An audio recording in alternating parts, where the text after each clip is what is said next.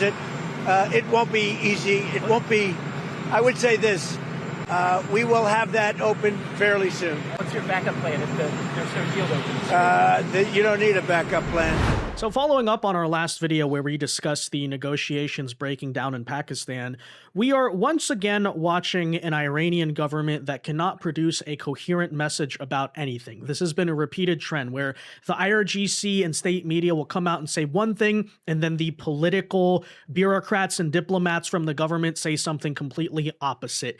And frankly, I would argue it's the case. There really are two Iranian governments right now. There's the IRGC and the hardliners, there's the political people, and nobody knows who's really in charge because the supreme leader, we don't even know if he's real. We don't know if he actually exists. And despite all the people saying, oh, the regime is standing tall, look, they're bolder than ever, we didn't do anything because there's a chain of secession, I think everyone needs to understand there really is no chain of secession. It's a total mess right now, and I would argue that's part of the reason why they're negotiating is so fundamentally unserious, because who is even negotiating? They just rushed random people in here who weren't supposed to have these jobs to be doing all of this. So it really is a disaster on their front.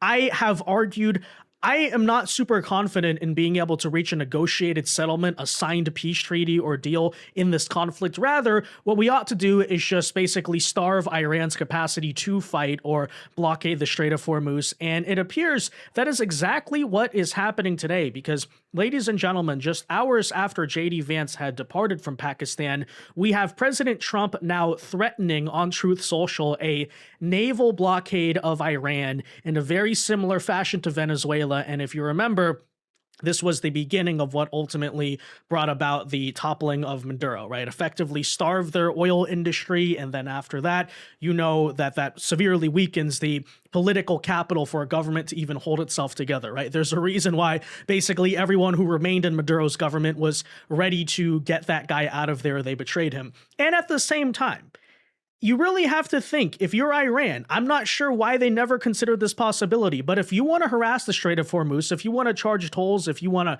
claim that you're going to seize or blow up oil tankers, although we still are questioning your capacity to actually do those things, what made Iran not think that this was mutually assured destruction, that the United States could do the exact same thing, right? You don't think that we can stop your oil tankers from sailing to China? You don't think we can mess with your money?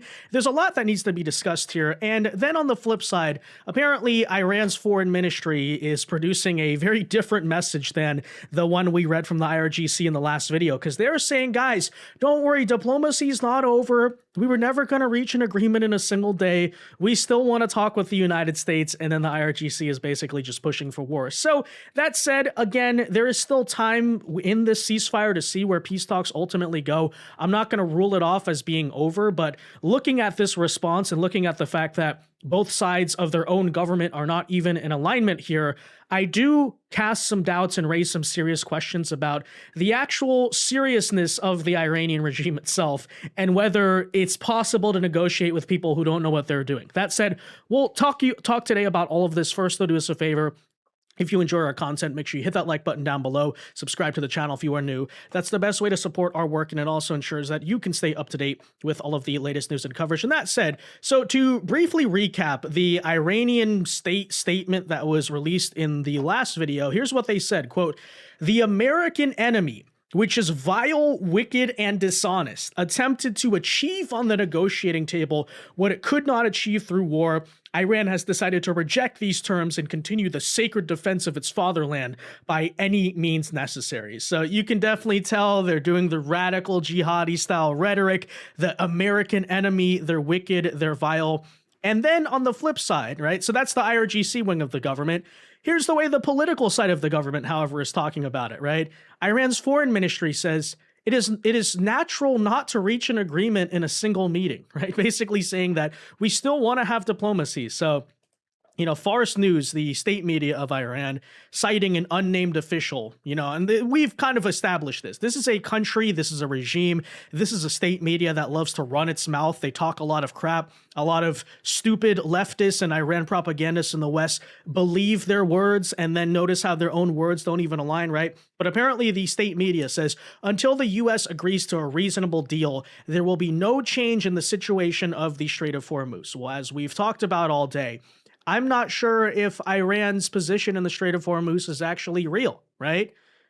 Okay, so what if America starts taking over the Strait of Hormuz or basically clearing it for international shipping? What are you going to do about it, Iran, right?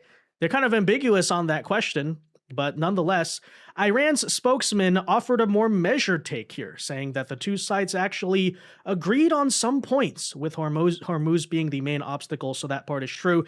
And then the most pragmatic statement to come out of Tehran since the war had started, quote, "We should have never expected to reach a deal in one session. We will continue to work to bring the two views closer together." So you can clearly tell, right? There's a totally different type of language coming out from the people who are actually negotiating. But this, of course, as we've been saying, is the very divided nature of the government, if you want to call it that, out of Tehran. از موضوعات ما به تفاهم‌هایی رسیدیم واقعیت. اما در مورد دو سه موضوع مهم خب دیدگاه‌ها فاصله داشت. So yeah, again, half the government says we're the wicked and vile enemy. The other half is saying, no, let's keep negotiating. Let's hopefully make a deal. You know, this is going pretty well. And nobody knows, frankly, what to believe. Although I would argue that's just another sign that these people are not serious, okay? This is not serious government. They're not serious negotiators. I mean, who knows what was said behind closed doors, but I've seemed to notice thus far, the Iranians basically just use negotiations with America to filibuster. They treat it sort of like a joke. They're just trying to buy themselves time. And that's not me trying to sell you a 2003 let's go topple them entirely like Iraq and repeat that whole mistake argument. It is rather, however, to say that on one hand, noticing how unserious this government is, and by the way, how many power struggles seem to exist within it, that, you know, serious questions have to remain as to whether after this is all over, they can actually govern during peacetime. You know, I think the possibility of regime change coming from the people once the dust settles, right? I understand everyone's rallied together right now. It's crisis. Iran's in war. Once the dust settles and these people realize none of them know how to lead, nobody knows who the leader is. By the way, this is a country that's going to deal with severe economic problems. What the social reaction, frankly, there is going to be. And by the way, on the front of those economic problems, I would point out, and it's very important to understand this, the reason why Iran is being so adamant on the Strait of Hormuz, sure, partly is leverage, partly because they want to look strong. At the same time, for the people supposedly obsessed with international law, and that includes a lot of these European NATO countries, we would point out that blocking or shutting down or tolling even an international waterway is a total violation of international law for people who actually care about that. But that said, why is Iran doing it? I think this is important to understand. They're doing it because they're broke, right? You wonder why they're trying to charge tolls in the Strait right now, despite the fact that's risky, that could hold up negotiations. Is it partially just because they want to look strong? Sure. But I would argue, again, the real reason is because you may remember one of the initial demands of their government was they want reparations for the war from the United States. Well, that's not going to happen. So they basically shifted it to say, okay, we'll get our reparations by exacting tolls instead. What is the actual purpose of that? It is because, as you may remember from the protests that broke out earlier this year, their economy is in a seriously terrible state. It's been horribly mismanaged by these ideological radicals for many decades now, and we know how that type of stuff goes. And by the way, now that this conflict is over, they're decimated. They lost a lot of their military. That's going to have to be rebuilt if they're even able to do that. Even some of their infrastructure, right? To get this all back together, they need money. This is a fundamentally broke country. So just understand, right? That's arguably, in my eyes, the real reason why they're so obsessed with tolling the Strait of Hormuz, is because they know they're about to run into a huge financial crisis. They already were before this conflict. Now, that said, I have been floating the possibility that if Iran does not want to negotiate over the Strait, then say, okay, walk away, just as we did today, right? Start crossing the Strait of Hormuz, use the Navy to protect it, have oil tankers cross without paying tolls, and see what these people actually do. Because the strong argument could be made, I'm not sure they'll actually do anything. And by the way, right, this is a broke country. They're starved for cash. They need to raise money.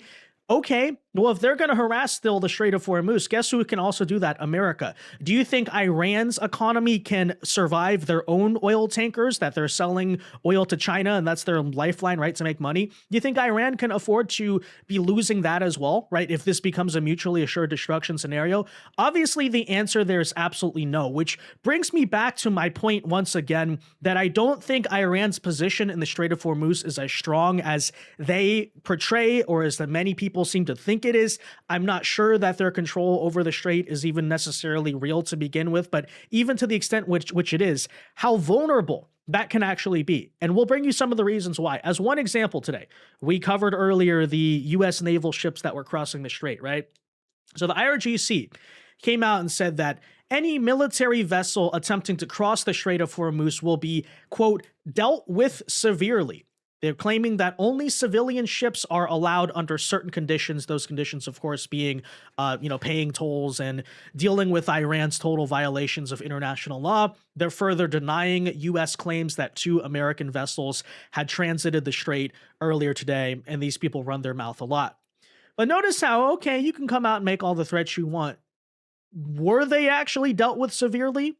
Well, the answer thus far is no. We'll see what happens. Hopefully that maintains itself, but notice how they didn't deal with anything severely, right? So this is something we still have to be asking ourselves, whether these people actually control the strait or they're just running their freaking mouth, right? The same people who put down mines and they can't even find them. And these people supposedly, all these international entities, all these other countries, the oil companies, they're supposed to be listening to these clowns, these third world morons who can't even find their own mines, Well, that is exactly why, countries like the UAE have come out and said the Strait of Hormuz must be opened unconditionally as it is property of all Middle Eastern countries. So of the Gulf states, you're seeing a lot of doubling down. We're not going to accept this Iranian harassment of it. But that said, if there is a stalemate in the strait, how do you break that? How do you block that? Well, President Trump tonight came out with the exact proposal I listed out earlier, which is, again, if Iran is blocking the strait because basically it really is true they want money, they're broke,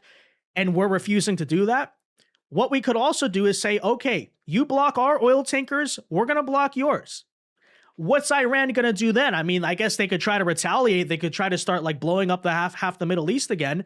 But fundamentally, that's not going to help them get any of their money back, right? So this is actually a great piece of leverage that could potentially break that whole situation. So he put out the following saying, quote, the Trump card the president holds if Iran won't bend, a naval blockade. And he's basically sharing this article breaking down how that could all be achieved. And again, a very smart idea, right? If they don't want to back off the strait, if they want to block the strait, guess who else can also do that? The United States. Guess who actually has a navy? The United States. Guess whose oil, by the way, is actually sanctioned on an international level, and those sanctions could be enforced? The United States, in a very similar way we did to Venezuela. So to that I say, right, and that's what President Trump's putting out. To that I say, yeah, again, Iran, you want to mess around? You want to keep causing problems here? Again, we'll see if you actually enforce your supposed tolls or whatever in the strait. But if you're going to do that, just be careful. Actually, we said on this channel weeks ago, Iran is playing with fire with the Strait of Hormuz.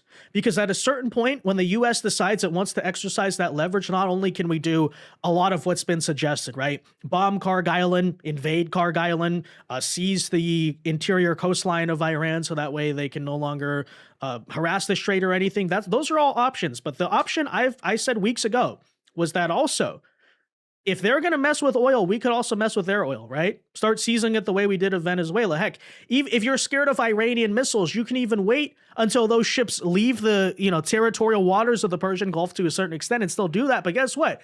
We absolutely, folks, are 100% capable of that. So I said weeks ago, Iran needs to be very careful of what it's doing, right? Its position in the strait's not as strong as it thinks it is.